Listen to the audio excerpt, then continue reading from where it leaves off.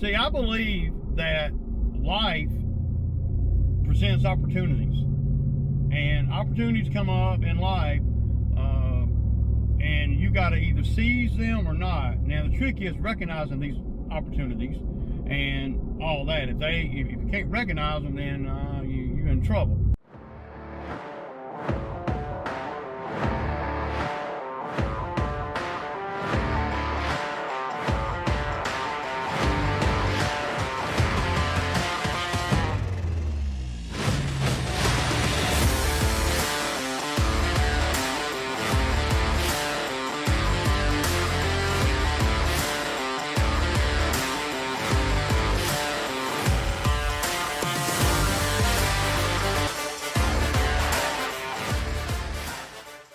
Okay, y'all, good morning, Friday morning. Thank God we made it to another Friday, and boy, we've been been a little bit crazy, you know. I got more work. I picked up actually 3 more yards yesterday. And I'll probably insert some of the clips from yesterday's video that I didn't have time to edit. By the time I got home from a meeting I had, it was just too late, man. I had to do a lot of other stuff. So, yeah. But so far, this week, we're going to be working until it rains. I mean, for real. We got work all weekend. We got work every freaking day, man. Every day. So, I'm waiting on Zach to get here now. It's 8 o'clock. He ought to be getting here any minute now. And I told him last week when he got his check that he should have, you know, paid his phone bill then. But no, he didn't. He wanted to wait till this week when he got all this other stuff he's got to pay. That shit's crazy, man. I'd have paid my phone bill last week. Yeah, I mean, it is a such thing as paying your bills before they're due, right? I mean, I don't like to. Yeah. So, all right, man.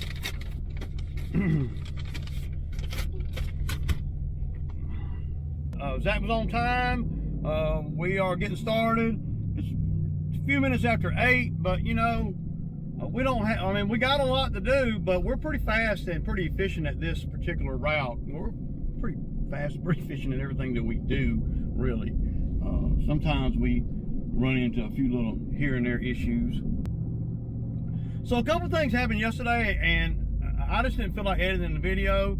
It was a lot, so I'm gonna go over things real fast right now, kind of just get y'all up to speed on what happened yesterday. So yesterday, you know, we did our route, and I had a meeting with the owners of one of my commercial accounts, and they have created another LLC where they're property ventures, right?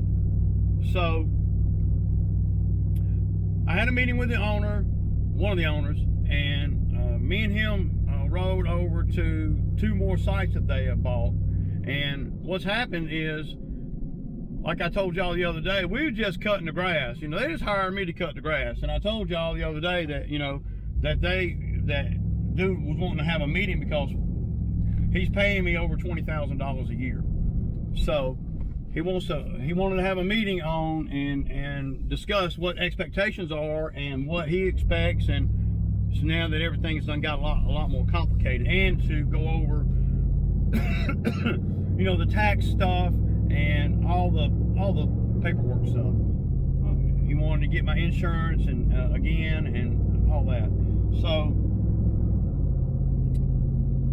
I met with him at his office for about 25 minutes, and then we hopped in his truck and we rode over to 2 of the sites they just bought,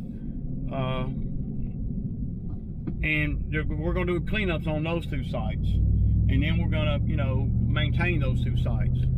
But the cleanups are pretty deep, and they're going to be pretty unorthodox compared to cleanups that we normally do. He wanted to rip everything out because he's turning these places into rentals, and he don't want no maintenance stuff around that's going to cost him a bunch of money for me to maintain it, because he knows renters are not going to maintain things. and that's just the reality of what. And he knows that I've been working for them for about 10 years, so he don't want to hire nobody else. He just what he told me is, I'll just tell you what he told me. What he told me is he wants us to go deeper, and it's just what I thought, because the properties are getting there's so many of them now. When I first started doing them, we were just doing empty properties, cut the grass right, and stick and move and keep rolling, right? And that's what I've been doing. But as they have evolved and as they have grown, and he keeps buying more and more properties, a lot of the properties that he's buying now are, well, he has plans for them as far as renting them out or bed and breakfast or whatever. So y'all saw the cleanup that me and Francisco did over at that one job where they planted that little patch of grass where we pulled down them couple trees over there about 2 months ago. And now they got grass out there. He's got 2 more properties, gonna kind of do about the same thing, but the Bobcat is not, we're not gonna be using the Bobcat over there unless I see some way that we can do that and the Bobcat save us a whole bunch of time. Anyway, trying to stay on tabs. There's so much. So, and I didn't get no video of us over there looking at the 2 properties, but we'll be over there next week working on them. So we'll start that. And I know I'll probably have a lot of people coming to comments talking about, man, you shouldn't do that, do this and that. And this. I'm going to do exactly what he told me to do, verbatim. I got it all wrote down. We got notes and exactly everything that he wants to do, what he wants to spray, what he don't want to spray, what he wants to cut back. He don't care if it dies or not. We're going to be cutting azaleas all the way down to the freaking ground. And I know that's not cool, that they'll die, or really good possibility they'll die, or come back half-assed. He don't care. He wants all that crap off the house. He wants all that crap cut back. And he says if the azalea dies, he don't care. He said that's fine. Let them die. That's just how it is. So I'm stoked about it. I was really tired yesterday by the time I got back, because me and him did a lot of walking. They're also building a liquor store, and we're going to be doing the liquor store maintenance and all that. And we'll probably, I don't know for sure, we'll probably do some of the design work on the landscape plan when they get to that point at the liquor store, because he wants the properties, and he's like, you know, he wants the properties to be friendly for maintenance, all the properties. So we'll jump through whatever the county requires on the landscape plan for the liquor store. We'll jump through all those hoops, but at the end of the day, we want everything to be super friendly to maintain, where he can get away for a lot cheaper and I can get away a lot easier, and we can you know, do the maintenance stuff faster, or as fast as we're doing it. A few things that he did complain about, a few things, we're doing so many properties that we're doing for them, and a lot of them are old empty properties. So he did complain about 2 things he complained about. He don't like it when we pick up sticks and put them under the trees. You know, what the theory is, you know, we pick up the sticks in the yard, and in whatever property we're on, they all got trees, and a lot of it's older property, so there's older trees, and a lot of stuff comes off the trees, right? So what we've been doing over the years, just, you know, picking up the branches out of the yard, you know, so we can mow the yard or whatever, and then and piling them up underneath the tree, at the base of the tree. And then at some point when it gets where it's pretty bad, we will, you know, take them to the woods, you know, a couple times a year. Well, what's happened is some of the properties that were empty, they're not empty no more. You know, he's renting them out and stuff now. They done, you know, work to them, and you got bed and breakfasts and all that. And so we're not actually just cutting the grass anymore. We're, you know, they email me and say, hey, we got somebody moving into that one, clean that one up a little bit. One thing that we never did do different though, on any of the properties that we're doing is we never really did anything different with all the limbs and stuff. So there's a lot that I could tell y'all and talk about. I don't know how much I'm gonna make the video, but let me pick up this check right here real quick.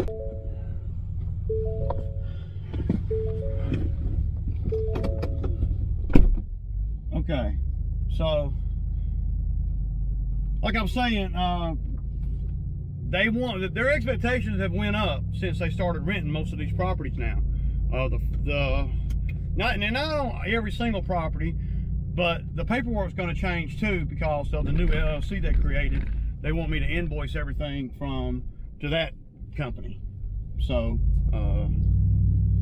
the main company I've been invoicing to, you know, has been their parent company, if you will. And most of the properties don't fall under the parent company anymore because, well, they created this other LLC so they can, you know, differentiate the profits and all. I don't know. Now these guys, they're really,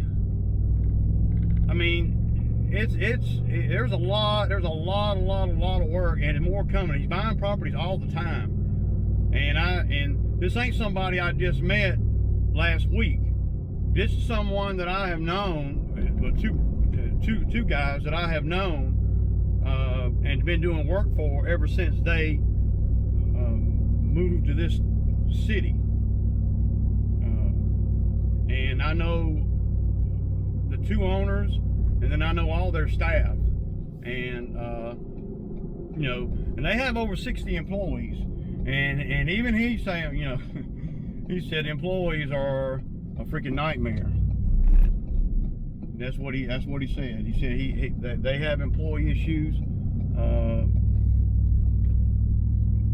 just like everybody else. He said on any given week, out of the 60 employees, and you know, you figure 35 or so of them are maintenance people. They go around and doing maintenance and stuff, and you're like, well, so at the bottom of the pay scale, you know, entry level jobs. And he says they pay $20 an hour, and you know, and these guys will work 1 week and quit. They'll work 2 days and quit.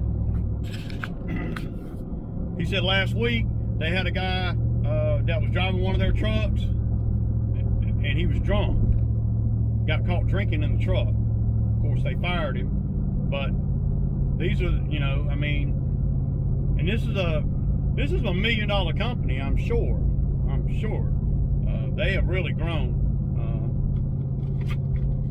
So they have employee issues too. He said, hell, they go through 2 or 3 employees a week. You know, 2 or 3 quit, 2 or 3 get hired. 2 or 3 quit, 2 or 3 get hired. That kind of thing. But he says he finds himself in the same spot that I find myself in because they're just on a bigger scale. He says, well, you know, if one of your guys shows up, you're missing a half of or a third of your workforce. And that can really hurt you. He said, one of our guys shows up, we spread it around the other, you know, 30 guys. And I'm like, oh, well, that, you know, so that does make sense to me. And this is stuff that's coming from, I'm getting, you know, information from someone that I know that is in a service business that has evolved and really taken the reins and just shut off. Like, man, they're balling out, dude, for real. I said for real. As far as I watched them grow from nothing to, you know, 60 employees. I watched them go from they probably had 10 people, 15 people working for them, you know, including office personnel. And now they got over 60, and they're not getting smaller. And what they're doing is they're taking their profits and they're investing it in properties. That's what they're doing, pretty much. So I was I was joking with him. I said, man, I need to, tell me how I can get in on the other end, on the real estate end, man, where I can get some, he said, you want to get in on the real estate end, or do you want to, are you talking about, you know, investing, or are you talking about building your landscape company up? He said, me and my brother could build it, could make your landscape company tenfold in 1 year. I'm like, yeah, but I'd have to have a bunch of employees. He's like, right, that's the problem. He said, yeah, that's the problem. I'm like, yeah, I know. And it's the same. I mean, I might even be able to get him to do a video with me. I mean, he's telling me the same thing I'm telling y'all. He says, man, we pay these guys $20 an hour, and they don't come to work. They stay up half the night. They're late. They do all kinds of stupid stuff on the jobs, sucking up time. You know, everything I mean, it's like a broken record, man, you know, and he's got 60 employees. So, but I'm stoked, man, really I am. Like I said, you can have one customer and they can keep you busy. So, just a little bit of the numbers,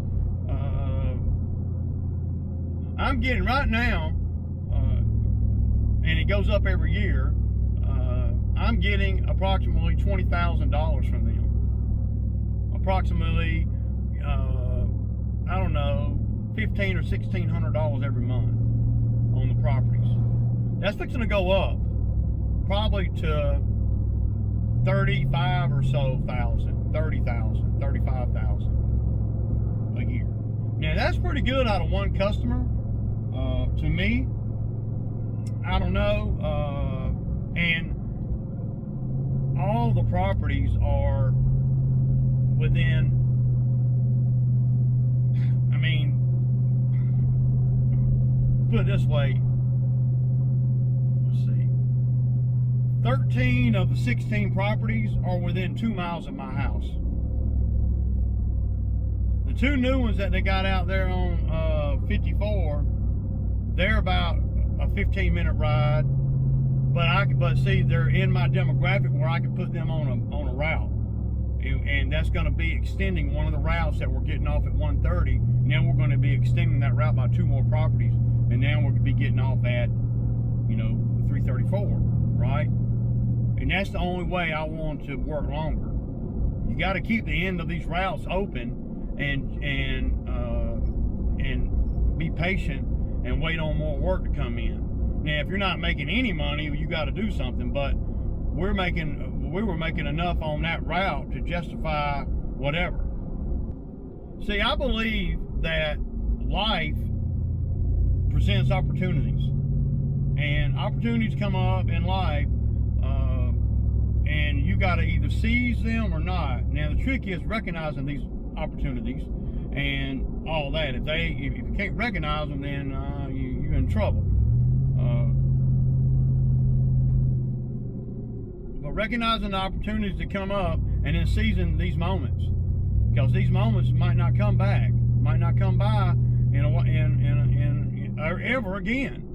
I mean, I'm in what I would consider a moment, right, where I can either, you know, be scared and keep doing what I'm doing, right, or I can step outside the comfort zone and really zero in and really take a giant step in the business in one walk. These people that watch the channel, y'all know that though my business is growing and grown over the years, it's not growing fast, and that's because of me. You know, I mean, I could say it's employees and this and that, but really that's because of me, because I take so many safeguards. You know, once I started making a living at this, I started, you know, being a little bit safer about things that I would do or take on and all of that. And then you throw in the employee aspect of it,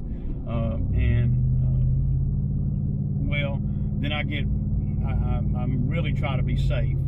And though the business has grown tenfold, it could be, I could do better, and it could be bigger, and if I want it to be. Now bigger is going to require me to go outside my comfort zone. Is it worth it? Well, at the end of the day, this one commercial customer here is going to make me get bigger, where I'm not going to be able to maintain their properties. Because if I can't do one of them, then I can't do none of them. And, you know, and not that he's going to, you know, I mean, he would be hard pressed to fire me. I mean, everybody's replaceable, but, you know, the relationship that I have with him, his brother, his mama, his daddy, and his general manager and stuff has been great. So he doesn't want to fire me or nothing like that. He's telling me, hey, we'll pay you more money. You do this, this, and that on these properties instead of just doing this. And I'm like, okay. So it's great, man. It's great. And it's not, I mean, it's going to be hard right now, you know, but I'm all about the long game, y'all. I know a lot of guys are, you know, the short game. I'm all about the long game. And the long game to me is, let's get these 2 new properties in order as we wrap into the end of the season here. And let's go on and meet the expectations on all the additional stuff he wants us to do on the properties that we're doing now. And let's get all that wrapped up, you know, in our head and what we got to do and get efficient at it. So when next year rolls around, we can stick and move all these properties and really make a lot of money fast with just this one customer.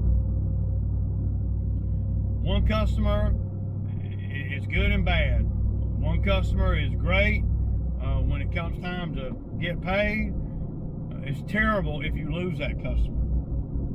So I'm really much more comfortable having more customers, because then if I lose one, it's not that much of a hit. But see, if I lose this customer, it's a hit. And I mean, I'd survive without it for sure. But deuces, y'all.